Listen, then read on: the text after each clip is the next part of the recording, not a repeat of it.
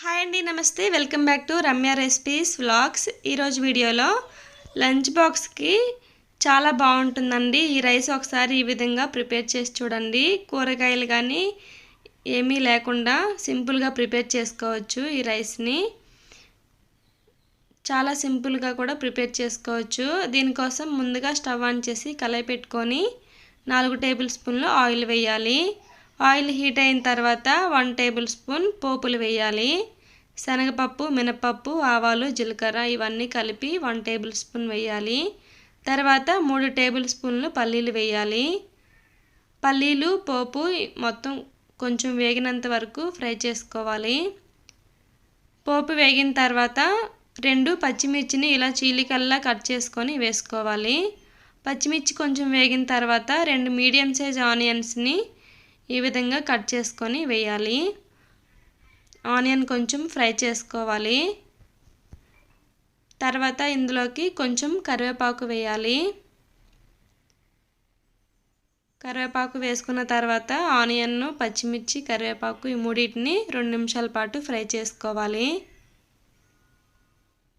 Onion కొంచెం fry అయిన తర్వాత 2 టమాటాలని చిన్న చిన్న ముక్కలుగా కట్ చేసుకొని వేసుకోవాలి.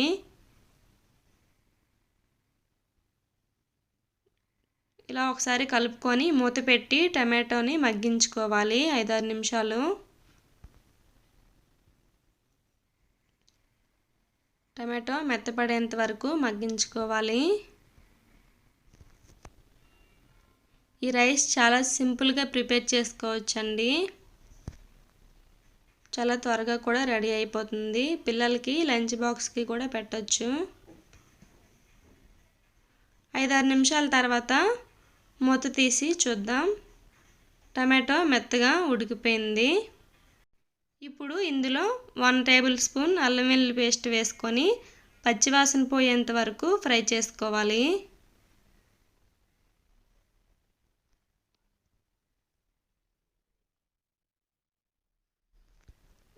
ఒక 2 నిమిషాల పాటు వేయించుకోవాలి.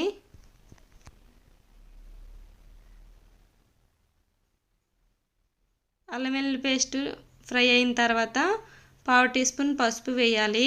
1 టీ స్పూన్ కారం, అలాగే 1 టీ స్పూన్ ధనియాల powder, 1/2 teaspoon garam masala, 1 teaspoon salt వేయాలి.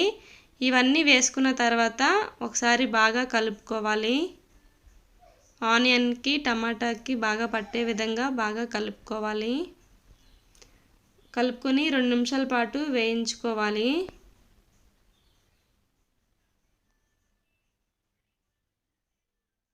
ఇలా బాగా కలుపుకున్న తర్వాత ముందుగా 1/3 కప్పు ఉడికించి పెట్టుకున్న రైస్ని వేసుకోవాలి.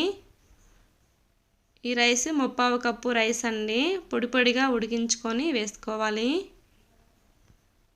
వేసుకొని 2 టేబుల్ స్పూన్ల కొత్తిమీర వేసుకొని బాగా కలిసేలా కలుపుకోవాలి. సాల్ట్ సరిపోకపోతే సాల్ట్ కూడా యాడ్ చేసుకోవచ్చండి ఇప్పుడే.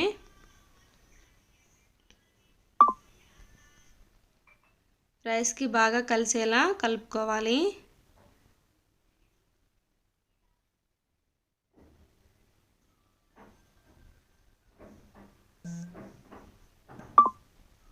ఈ విధంగా కలుపుకున్న తర్వాత 1/2 లెమన్ జ్యూస్ని వేసుకోవాలి.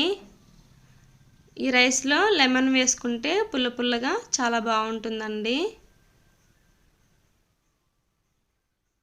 లెమన్ వేసుకొని బాగా కలిసేలా కలుపుకుంటే రెడీ అయిపోతుంది. ఇప్పుడు ఒక ప్లేట్లోకి సర్వ్ చేసుకుందాం.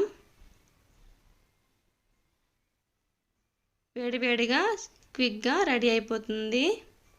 చూసారు కదా, చాలా సింపుల్గా చేసుకోవచ్చు. ఇంతేనండి, ఈ రైస్ రెసిపీ రెడీ అయిపోయింది.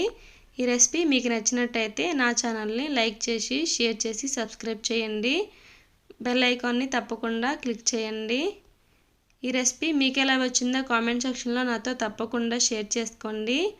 అలాగే మీకు ఇంకేమైనా రెసిపీస్ కావాలంటే కామెంట్ సెక్షన్లో అడగండి. Thank you for watching.